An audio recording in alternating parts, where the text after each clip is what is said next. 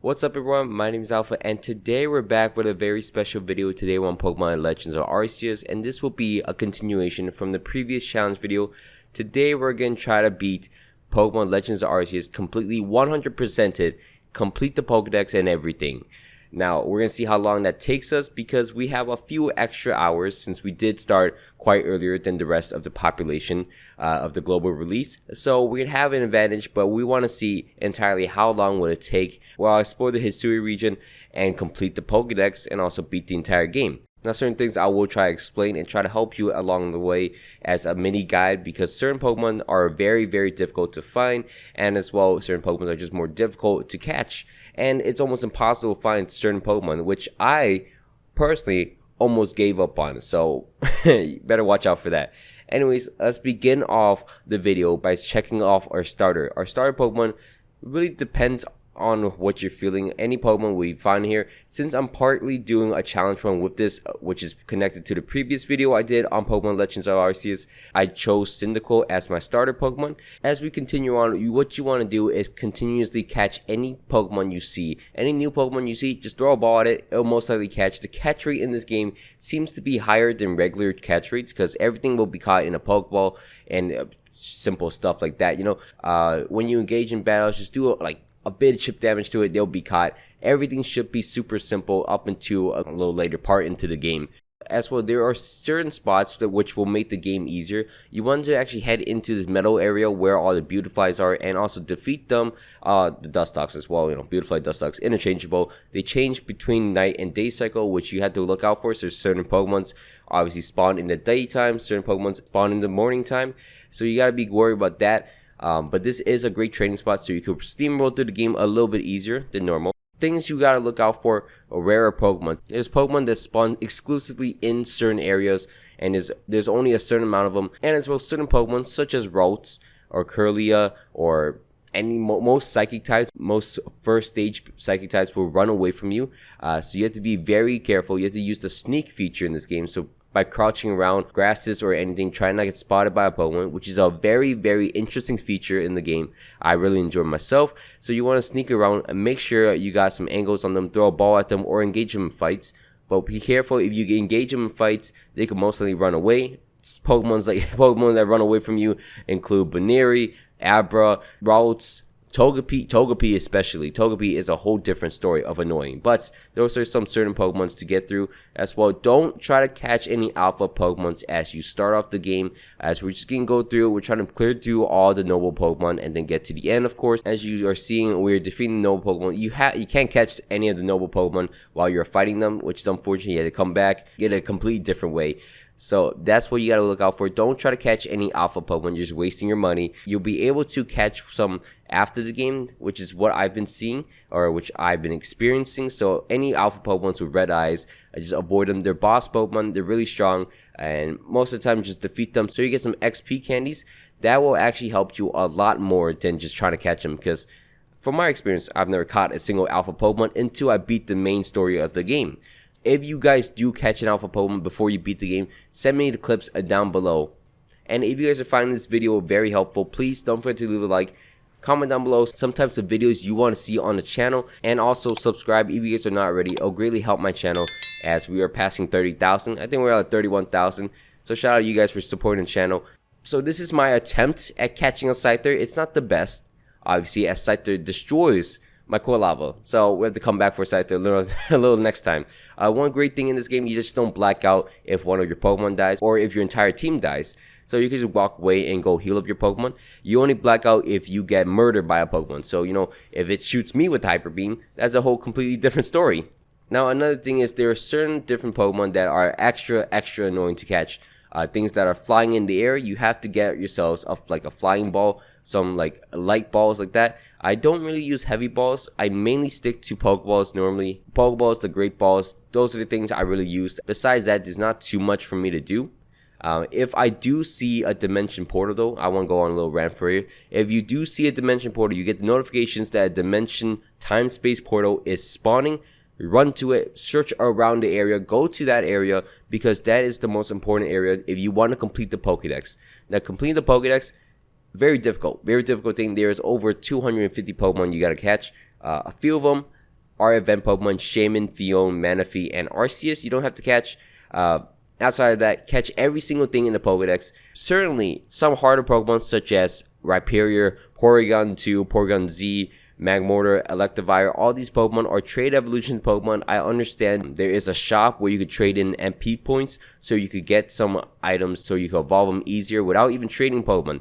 That's not the best feature. The best feature are the time space portal. Get your hands on some time space portals. AFK, wait, just watch something on Netflix, watch something on YouTube, watch my videos on YouTube. Do anything for at least like 20 minutes. A time space portal will open up as long as you didn't beat the main story.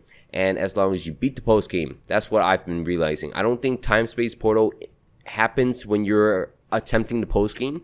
So just be careful of that. If you're stuck in not having time space portals, you might be stuck in this place where you have to beat the post game if you already beat the main story.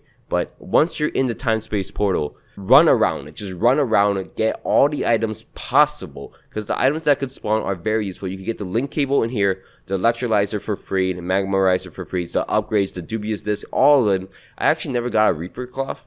But you can get a Reaper Cloth from someone else that we'll talk about in a little bit. But you can get the Reaper Cloth somewhere else, so don't worry about that. As well, there are certain Pokemon that spawn here. I think it is based on location. So if you're in the Obsidian Fieldlands, you won't get certain Pokemon. Obviously, just try to move around, try to spawn as many space-time portals. At the end of my run, though, I've caught almost every Pokemon to be in there, and I still went into these portals. Not these portals, but these areas, these dome areas, and still collect as many items as I want. I'm not too sure what the shards do. If someone could know, I played this game before all the guides came out. I'm trying to make all the guides myself, but I don't know what the shards do or what they're used for, so I just sold half of them. I keep half of them just in case. It's like a stock, you know, gain profits from stocks. You sell half, you hold half.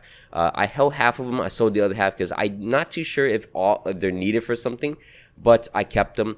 And as well, I caught most of my Pokemon. I caught all the evolutions, which is incredible. I think the only evolution I didn't catch was a Vaporeon because I just evolved it early on because I had a Water Stone anyways. Also, you get a lot of cool Pokemon. Just don't waste all your MP points into the very end until you have some few Pokemons left that you just want to evolve quickly because it's not guaranteed what items you can get. Just save your points. Just keep collecting the packages on the ground when you can to get the MP points as much as you can to just rack up the points. At the end, I had like 3,000 points, so I got multiple items, as many items as I want. But I only got the Razor Claw, and I also got a Sunstone, I believe, to evolve my Petalil into a Lilligant, and then a Sneasel into a Weavile, which is the only two Pokemon I didn't really get. I didn't even need the Razor Claw because I found a Weavile in the time space portal anyway. So, I mean, again, you can basically get the entire Pokedex in these time space portal, basically. That's one thing to point out. Another thing to point out is once you head into the Spirit Pillar, you're gonna get dialga, you're gonna get palkia, right? Once you beat this, the main story is over. So after that, you're gonna have to head into the post game. Now the post game, there's certain things you gotta do. You gotta catch all the legendaries. So you wanna start off with the Lake Trios first, and then Heatran, and then Regigigas, and then Cresselia and Darkrai, all of them. And then you also want to face off against Hollow on top of the Spirit Pillar. Because once you beat him, well, basically the post game is basically over. But you have access to more things. You have access to Giratina, which you can catch on Cobalt Coastlands in the Spring Cave, which is obviously nice. It also gives you a Grizzly's Orb if you want to use the Origin form, all that. Once I've acquired all the legendaries, there's still a lot for me to do. I'm going to leave the hardest part to the end. I wanted to keep going. I have to evolve all the Hisuian forms' newest Pokemon. So I have to evolve the Quillfish, Stantler, Ursaring, the Scyther, all of them into the Hisuian forms, and they take a little bit because they have certain evolutions. Scyther has a rock that he needs to evolve randomly. Ursaring needs something up like a Peat Block to evolve. Stantler and Quillfish needed me to use moves 20 times before they can evolve. They get very annoying, but they should get done within like 20 minutes. Finding the items though, Scyther takes a little bit because his item takes forever to find. You had to be Graveler, or you could be sniffing around in the Crimson Mirrorlands. But I found it more easier. Well, the only one I found was the one be a Graveler for, so it shouldn't be the worst things in the world. And as well, on a side note, I actually found a few shinies while I was playing through this game. My first playthrough, I found multiple shinies. My first one is a Starly that I posted on Twitter. maybe could have got me in trouble, but I just posted on Twitter because it was cool. I found a Starly. I was like, whoa, this is the first 2 hours of playing the game. I got a Starly. That's crazy. It's the first day I was playing it. And as well, within the next day, I went into a time dimension on one of those time space portals. And of course, I found myself a shiny Croagunk before it transformed into a time space portal, which is amazing. So I got 2 shiny Pokemon. I didn't evolve them just yet. They're still sitting in my PC. I'll get around to evolving. Maybe I'll evolve them on stream or whatever, but I'll get around to evolving them. So once you're done with getting the Hisuian forms, you're not done yet because there are baby Pokemon and they are very annoying to find. Surprisingly, I completely forgot. There's not Girafarig in this game. I couldn't find a Girafarig at all. So I guess the leaks were fake or something because the leaks keep saying there's a Girafarig. I did not find a Girafarig and I beat the game and I beat 100% the game without finding a Girafarig. But going back, baby Pokemon, very, very, very, very difficult. I don't know why they made baby Pokemon so annoying to find it, but the only way to find baby Pokemon, I'm gonna have a guide out on that as well. But you had to find their evolutionary stage, such as Magmar, or their boss stage. If they have a boss Pokemon, go around there. So Sudowoodo, Magmar, Electivire, Electabuzz, go around there, and then they should spawn their baby Pokemon. Eventually, they are super rare encounters. It's taken like 2-3 hours to find Magby, and that's just generous. Like I spent a lot of time trying to find these baby Pokemon. I found the best method is to knock them out and then going back to your base camp, rest up for the entire day, come back fresh and new, and then look around again, beat them down. You could do this at the same time as trying to evolve your Quillfish and Stantler. That's what I did, and eventually, hopefully, you can find the baby Pokemon. Sudowoodo spawns on the top of the Crimson Mirrorlands, and then Magmar obviously spawns in the Fire Spit Islands at the volcano, and then Electabuzz, Electivire spawns in like the top of the snowy area in the Iceland. So you should be fine with all that. Now outside of that, you gotta go back once you beat the main game. Well, you didn't need to catch the legendaries, but once you do that, you're able to really catch alpha Pokemons a lot more easier. That's what I found out. So we can go back, go through all the routes, find the alpha Pokemons that are very difficult to find, such as Snorlax. Snorlax is a very difficult Pokemon to find, so I decided to get myself a Snorlax from the Obsidian Fieldlands. It's not too difficult. Catching myself a Snorlax, very nice to have. The Alakazam's over here too, caught in one ball. I spent like 50 minutes trying to catch it before I beat the main story of the game, so it actually turns out pretty well. I actually never seen a boss Magmortar. I don't think it exists in this game, but I've never seen one. Caught myself in Ninetales and whatever. There's a very cool Pokemon. The friendship evolutions, I recommend catching them over trying to train up for the friendship evolutions. So I rather catch myself a Cleffa and a Clefairy and a Clefable instead of trying to work my way up into there. I found it a little easier because I don't know the trick of raising happiness. If I do find it, I'll make a video on it. I'll show it to you guys, obviously.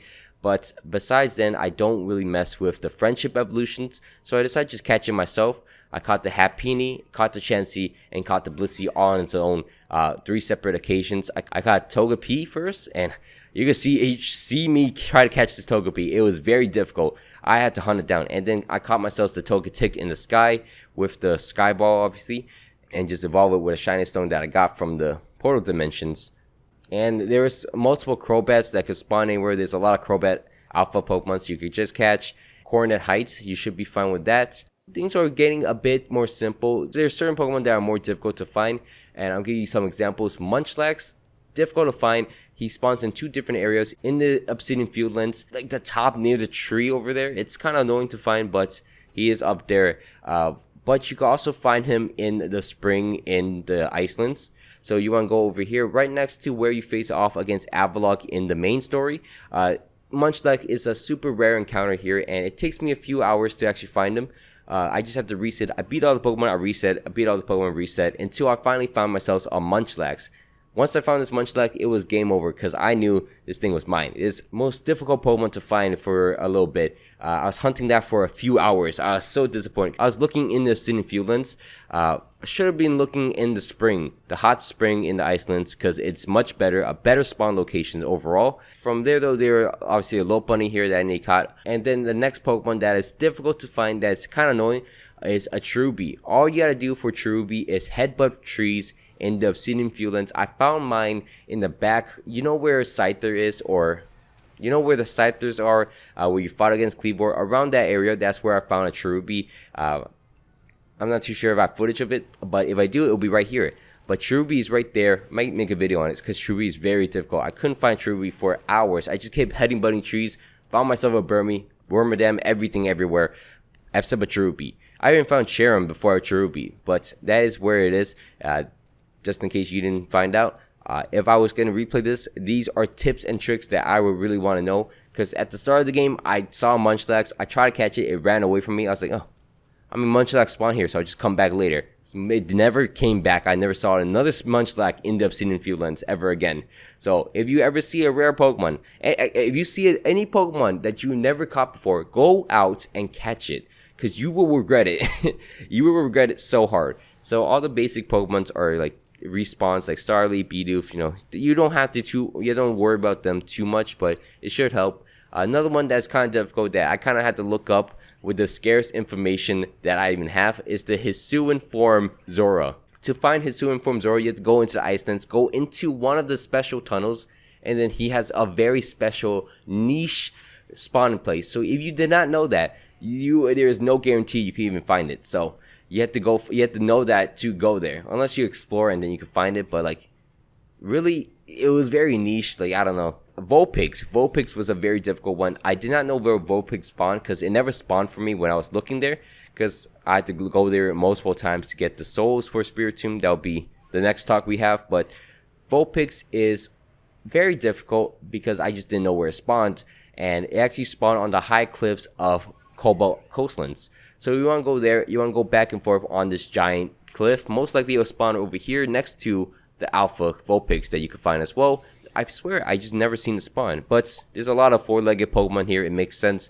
I thought it was gonna be on Spitfire Island. I always checked there. It was not, because the Alpha Ninetales doesn't make any sense. Why is it there? Vulpix over here, whatever. But it made sense that's here. We're gonna catch it. Fill up our Pokedex. That's the last Pokemon, last real Pokemon. I don't consider that truly last Pokemon a Pokemon because it annoyed me too much. The last Pokemon is Spiritomb. Now, normally how you get Spiritomb is go on the ground, meet 35 people, go get Spiritomb. No one did that in the regular games. So you know what they decided to do? They decided to make it even worse. They decided to give out side quests with this girl that tells you that there is 107 souls outside in the world of Hisui. So there's like 22 everywhere, and then there's 5 in the mainland where you spawn. Problem with this is that they are annoyingly spawning anywhere. So most likely you could get the obvious one, but if you're left with 2 or 3 or even 1, I was stuck on 1 on so many of them for so long. I don't know how to say this. Honestly, I was stuck on this, and you could see the raw footage of me getting frustrated. Like, you could see live reactions on Twitter, on Discord, everything. I was so frustrated. It took 8.5 hours because I did not know anything. I did not mark them out. I completely forgot. I was trying to do some like prediction plays. If I found some here, it could be over here, it could be over there, and then it will magically spawn behind me. And I was like, wait a second, I needed that.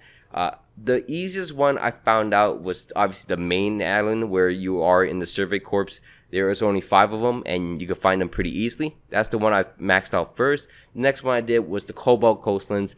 Pretty simple ones, and then the Coordinate Heights was the next easiest one. Obsidian Fieldlands, okay, and then the Icelands, very difficult, and for some reason the Crimson Mirrorlands was the worst for me. Like, I spent so long for that, and I finally got it. I finally reached the end. I got all 107 souls, gave it to the girl. She gave me all the prizes, which is amazing. This is where you get the Reaper Cloth if you do not have a Reaper Cloth, but you can also find yourself a Dusknoir in the wild because he's an alpha Pokemon, so you don't really need it. But anyways, once you get that, you can move on, go into the Keystone. She'll turn into an orb. She turns into the 108 souls. You put it into the Keystone, and then Spiritomb appears. No, it's not a giant cool boss fight. It just spawns behind me, and I was like, what is this? It looks like it's struggling to survive. So to put it out of its misery, I just caught it, put it in a ball, and put it in a box. And that's every single Pokemon you gotta catch. All the hardest Pokemon I've talked about, ranted about. Now it's time to face off against the final boss. Now, the only way to face off against the true final boss of this game, you have to 100% the game, which gives me a headache because that means I have to do it multiple times. I want to do it on my real save file, and I have to do it on stream. So I mean, it's kind of annoying. I may just mess around, just have the same file for that, but I have to do this again, and I'm gonna be very, very annoying. But it's for the content. I'll do it again for you guys on stream. But the final battle will be against Arceus. Now, Arceus' first riddle will say, seek out all the Pokemon and then see me, or something like that. We did that. We found all the Pokemon in the world. We found all the Pokemon catchable.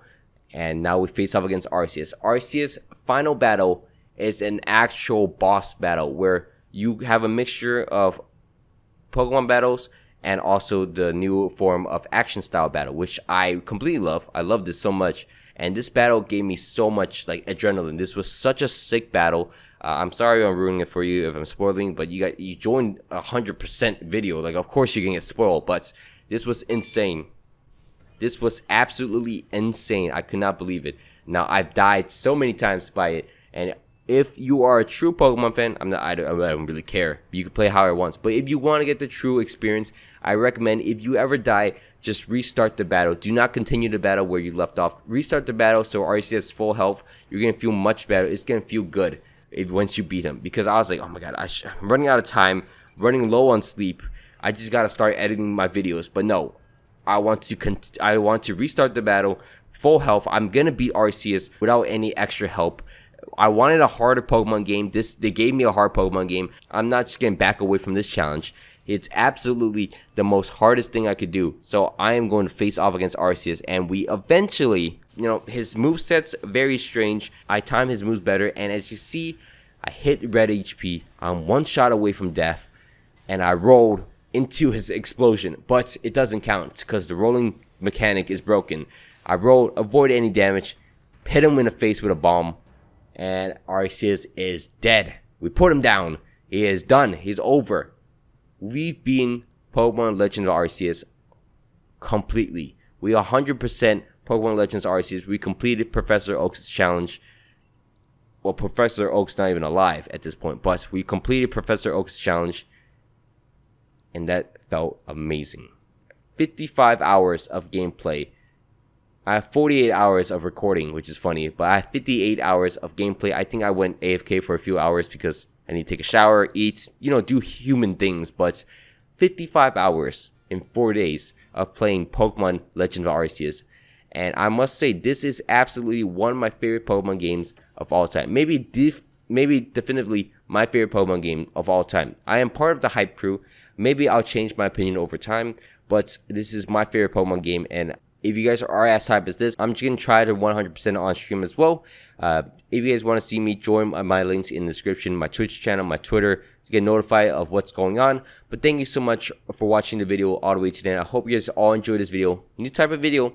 I'll try to do it more often. But if you guys can, please don't forget to leave a like. Comment down below some challenge ideas just like this one. And subscribe if you guys are not already. It'll greatly help my channel as we're approaching 31,000 subscribers.